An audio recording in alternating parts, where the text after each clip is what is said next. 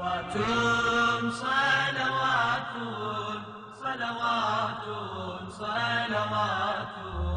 صلوات صلوات صلوات صلوات۔ امام جواد علیہ السلام شیعوں کے نویں امام ہیں اور 8 سال کی عمر میں امامت کے درجے پر فائز ہو گئے۔ اپنی امامت کی ابتدا ہی سے آپ بزرگوں کی مجلس میں شرکت کرتے تھے اور اپنے زمانے کے دانشمندوں کے سخت اور مشکل سوالوں کا جواب دیتے تھے۔ مامون عباسی جو ان کے بلند مقام اور عظمت سے واقف تھا، ان کا بہت احترام کرتا تھا، یہاں تک کہ اس نے اپنی بیٹی کا امام سے کیا، اور یہی وجہ دوسرے لوگوں کے اعتراض کا سبب بنی۔ اے امیر المومنین، آپ نے کیسے گوارا کیا کہ اپنی بیٹی کو امام رضا کے فرزند کے عقد میں دے دیں؟ اے ہمیں خوف ہے کہ ان کی وجہ سے یہ تخت و تاج جسے خدا نے ہمیں عطا کیا ہے ہمارے ہاتھوں سے چلا جائے۔ کیا یہ تمہارا نظریہ ہے یا تمام بنی عباس کے لوگوں کا ہے؟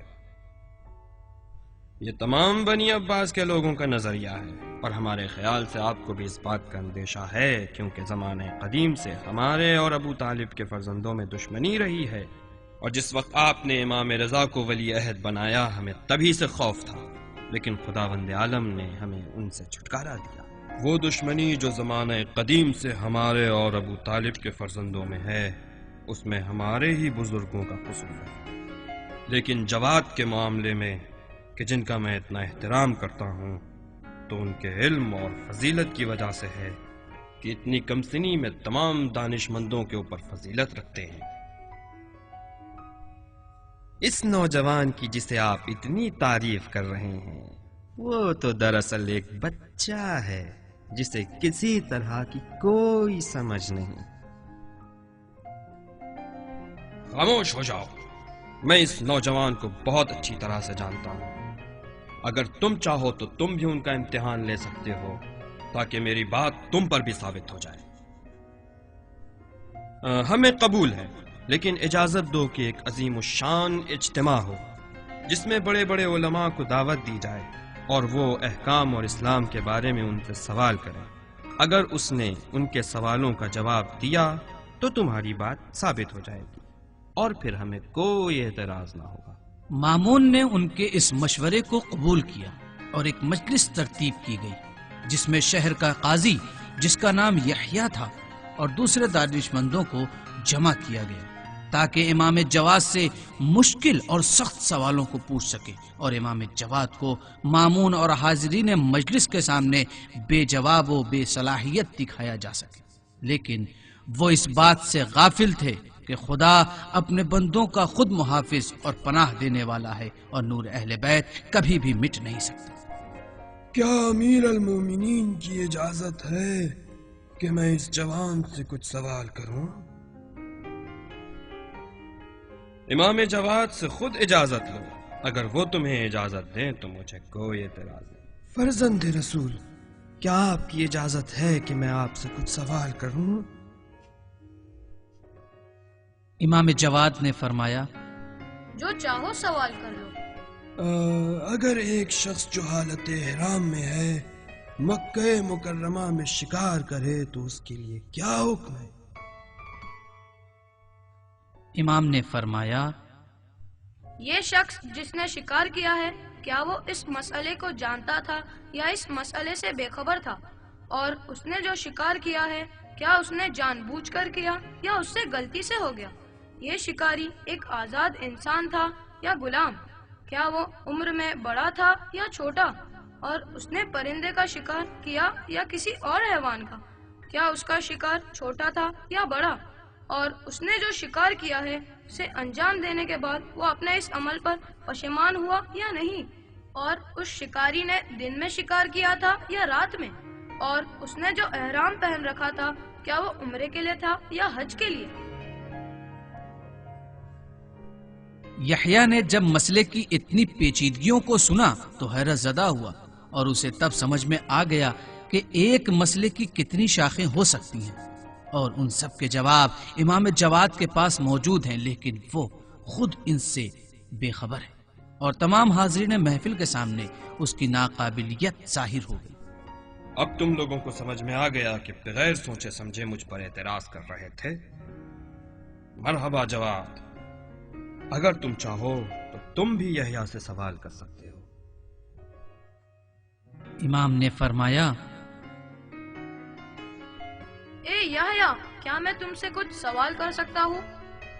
آپ کو اختیار ہے، اگر مجھے اس کا جواب پتا ہوگا تو ضرور بتاؤں گا، ورنہ آپ سے استفادہ کر لیں گے۔ امام جواد نے فرمایا،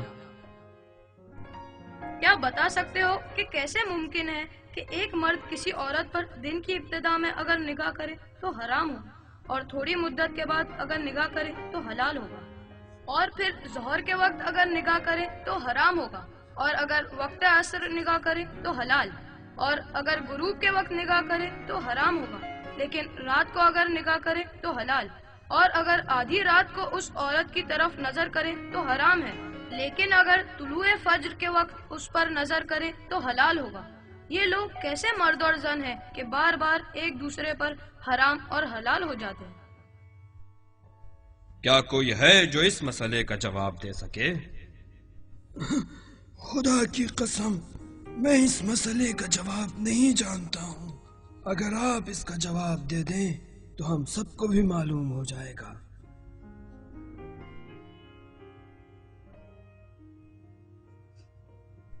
یہ عورت ایک کنیز ہے کہ اگر دن کی شروعات میں کوئی نامحرم اس پر نگاہ کرے تو حرام ہوگا، اور اگر کچھ مدت کے بعد اس عورت کو اس کے آقا سے خرید لے تو اس پر نگاہ کرنا حلال ہوگا، اور وقت ظہر اس کنیز کو آزاد کر دے گا، پھر وہ مرد اس کنیز پر نگاہ نہیں ڈال سکتا، اور اس لیے اسے دیکھنا حرام ہوگا، لیکن عصر کے بعد اس سے نکاح کر لے تو پھر اس پر نگاہ کرنا حلال ہوگا۔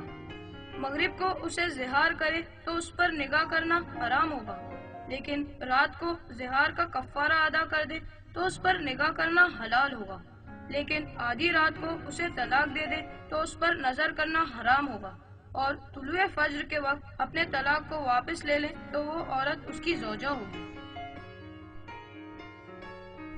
خدا کی قسم، جتنا علم امام رضا کے فرزند کے پاس ہے اتنا علم ہم کبھی بھی حاصل نہیں کر سکتے۔ تو تم لوگ کیا سمجھتے ہو؟ اہل بیت عصمت و طہارت، علم و فضل و کمالات کے ساتھ اس دنیا میں تشریف لاتے، ان کے لیے بچپنا اور سن و سال کا فرق کوئی معنی نہیں رکھتا۔ کیا تم نہیں جانتے کہ رسول اکرم کے ہاتھوں پر سب سے پہلے بیعت کرنے والے اور اسلام کو قبول کرنے والے وہ کمسن علی ابن ابی طالب تھے؟ خداوند عالم کی اس خاندان کے اوپر خاص نظر ہے۔ اس طرح سے نور امامت و ولایت اس کمسنی میں ہی امام جواد کے وجود مقدس سے رونما ہوا کہ دوست یا دشمن کوئی بھی اسے چھپانے میں کامیاب نہ ہو سکا۔ صلوات صلوات صلوات